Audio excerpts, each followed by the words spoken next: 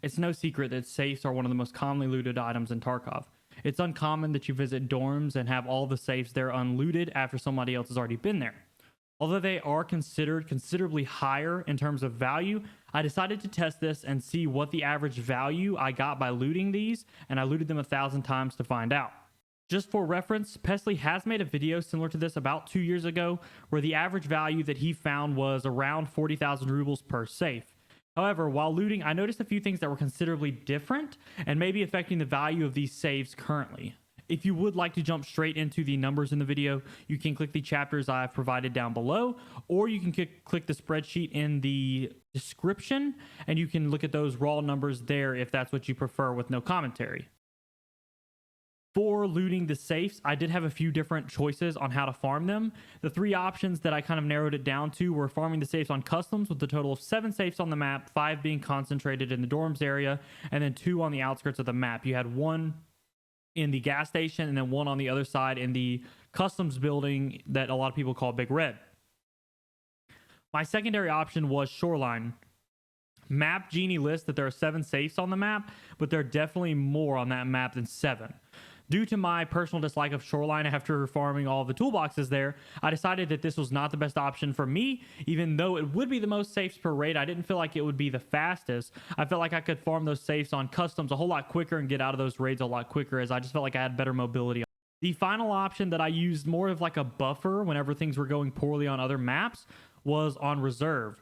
Once again, you could get a lot of the safes in one little area. So when you got to the dome building, you had 3 safes in those guardhouses and then the 1 safe down near the D2 extract. So if I could make it up to dome, as long as none of those safes had been looted, I could grab the 3 up top, run down to D2, check if D2 was available, and then after that, if it was not available, I could go back up and use the cliffside descent with the Red Rebel. Now, if I spawned at dome, this was one of the fastest ways. I could very, very quickly loot the 4 safes in about 2 to 3 minutes, but then I had to wait a few minutes just to avoid getting a run through so that I could sell those items on the flea if I wanted to.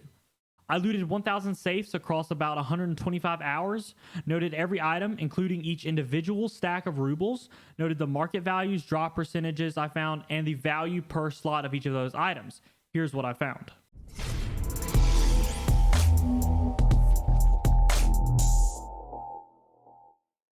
Hi, I'm Solaris, and welcome to another looting guide for Escape from Tarkov.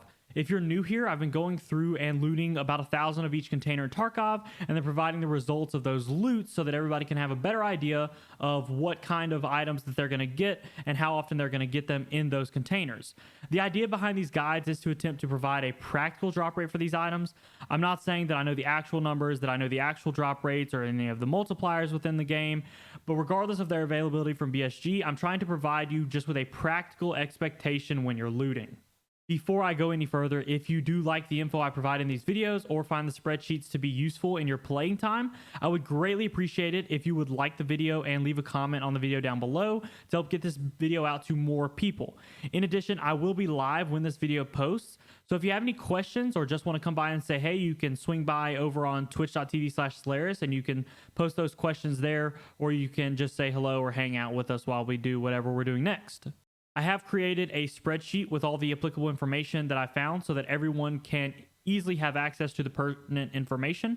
That spreadsheet will be linked in the description below. Make sure to bookmark that spreadsheet and not save it, because that will unlink it from the market values and will make those market values stop updating. So you'll have whatever the market values were at the time that you saved it, but if they're different today or if they're different tomorrow, you won't have those updated values. So I recommend bookmarking it so that you can keep those updated values at all times, especially when a wipe comes. That can be a big deal. In addition, with these, I always create a graphic for a quick little visual reference to the numbers that I found that are most important. This graphic will have the item, the in-game picture for reference, the market value, how many I found, the drop percentage, and this week we've decided to provide the total value for that particular item that I found as well. Due to the limited amount of items that can spawn within safes, I'll be quickly going over some of the more specific items so that we can address the best value in some of these items so that you can avoid kind of the bum items when you're looting, unless you're just trying to fill your bag. Normally, I also address the total amount of items I find. However, due to the high amount of ruble counts, dollar counts, and euro counts, I'll be excluding those, as I think those are a little bit separate, and only including the items that are not stackable currencies. The number for that was 689. So out of 1,000 safes, I found 689 items that weren't stacks of rubles, dollars, or euros.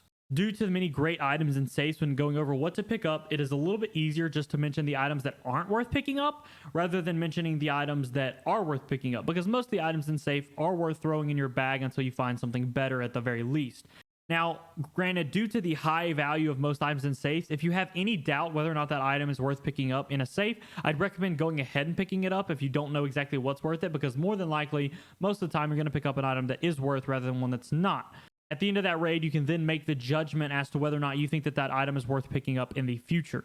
The items that I personally just try to avoid picking up only because of their low value were the chainlets and the horse figurines. Although there are a ton of good items, my personal favorites were the Veritas guitar pick, the Slim Diary, the SSD drive, flash drive, GP coin, gold skull ring, and the regular size diary. I personally like these items the most because in addition to the currencies, these are the items that could be stacked in either a sick case or in a dogs case and guarantee that value even if you got killed. Now, the best items overall to pick up were the antique book, gold skull ring, gold chain, GP coin, Raven statue, flash drive, silver badge, slim diary, SSD drive, and the Veritas guitar pick. These items were better only because they had at least a 15,000 ruble or greater price value per slot. And again, as mentioned before, a lot of those items could be stacked in your secure container within other containers, which would kind of guarantee you that value on top of them already being good. One other thing that I would like to add right here is that although the bronze lions aren't worth picking up right now in terms of being the best on slot value, they are normally worth much, much higher at the start of wipe and at mid wipe. So I do think that those items are definitely worth picking up at those times, but right now they're just not in that top tier of items in terms of slot value. In addition to the value that a lot of these items have, a few of them are required for quests. So those items were the antique teapot, the antique vase, the bronze lion, the cat figurine, the secure flash drives, and the horse figurines. The important values with those were the drop percentages for the teapots and vases around 3 to 3.5%. The bronze lions were a little bit below 2%, cat figurines at 3%. Flash drives for those new players who are looking for those were at around 4.5%, which is definitely a good rate. It's slightly higher than filing cabinets, but I would like to note that there are a lot more filing cabinets on a lot of these maps than there are safes.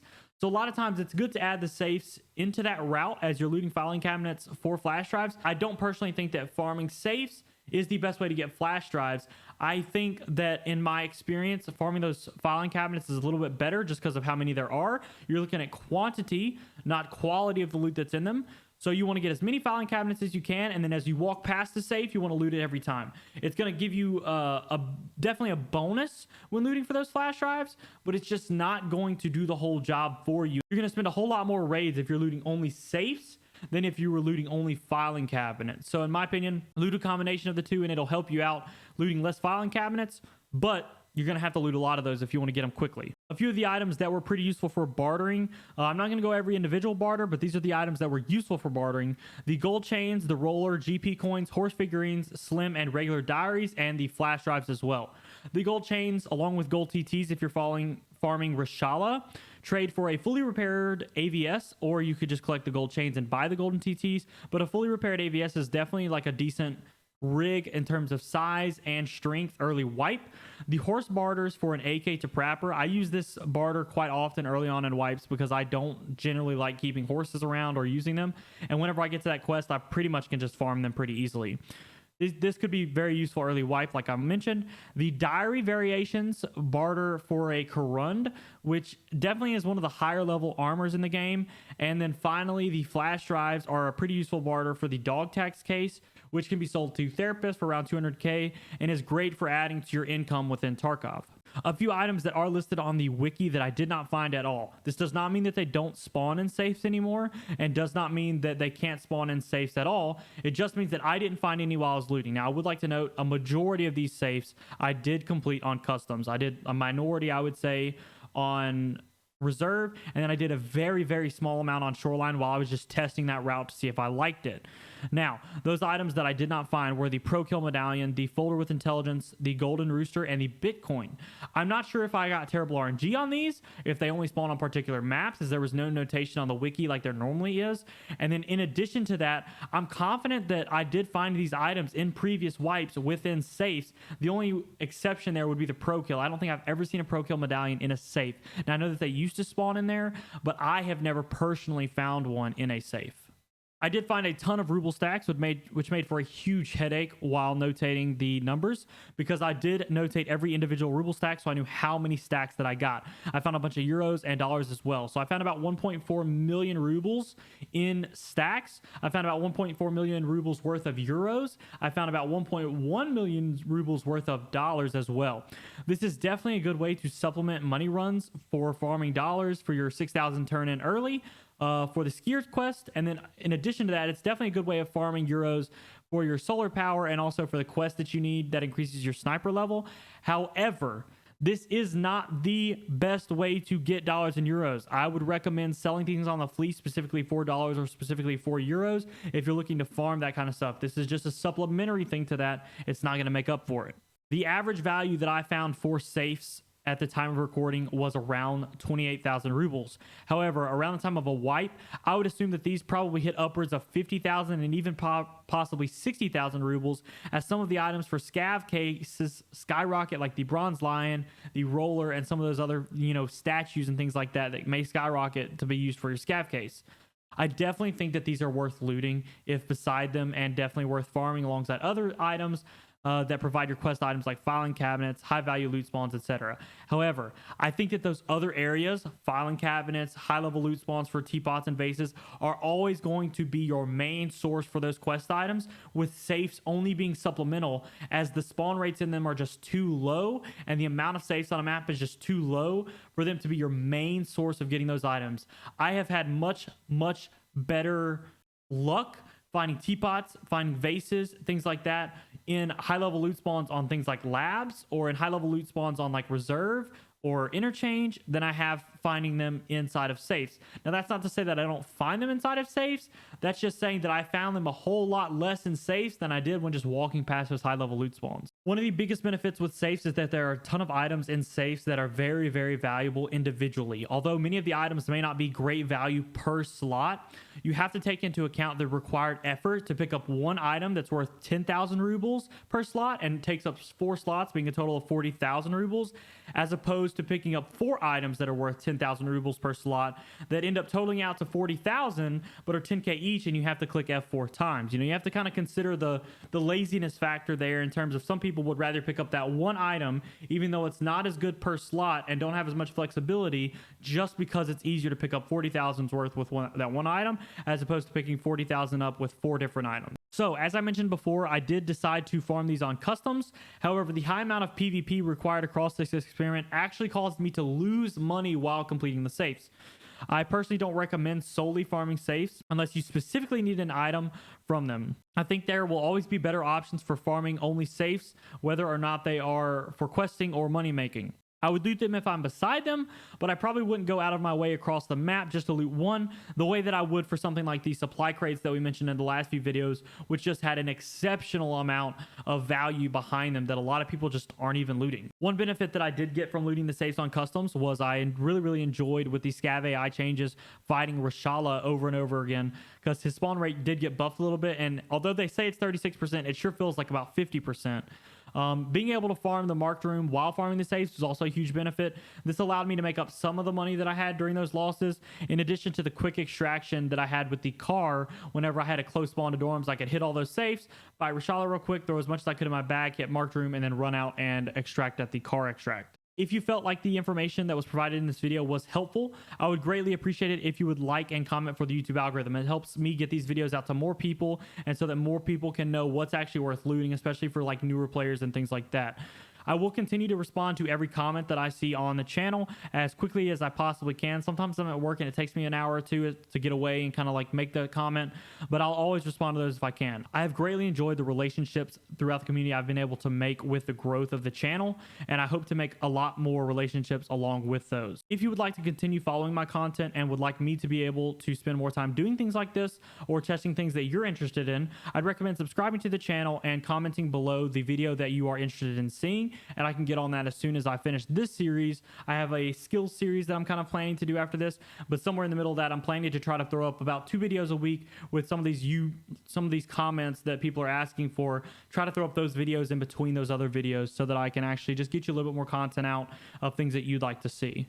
I've thoroughly enjoyed this entire experience so far, as this YouTube channel has kind of started kicking up off the ground, and I continue to hope that I can provide information that the community finds valuable. All the support and feedback means so much to me. As mentioned before, I will be live right when this video posts, so if you'd like to come hang out, you can stop by over at the stream and say hello there. Other than that, thanks so much for watching, and I'll see you next time.